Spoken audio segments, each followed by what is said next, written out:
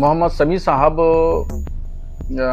की बेटी ने होली खेला है। इस सिलसिले में हमें बाखबर किया गया है और हमसे मसले शरई भी पूछा गया है। इस सिलसिले में फ़िक़्ह की यानी शरीयत की जो बारीकी है वो उसके 2 पॉइंट हैं। वो बच्ची है, नाबालिग है, नासमझ है और उसने होली खेल ली तो फिर उस पर शरीयत का कोई हुक्म लागू नहीं होगा। अगर वो बच्ची बालिग है, पढ़ी लिखी है, समझदार है और इस बात को समझ के खेला है कि ये होली गैर मुस्लिमों का मजहबी शियार है, मजहबी शियार समझ करके उसने होली खेली है तो फिर शरीयत की नज़र में वो मुजरिम है, गुनहगार है और उसको तौबा करना चाहिए। मोहम्मद समी साहब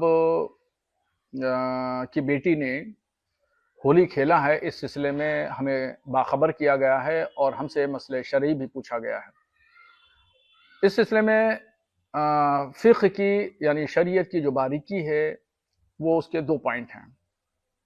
एक पहला ये है कि वो बच्ची है, नाबालिग है, नासमझ है और उसने होली खेल ली तो फिर उस पर शरीयत का कोई हुक्म लागू नहीं होगा।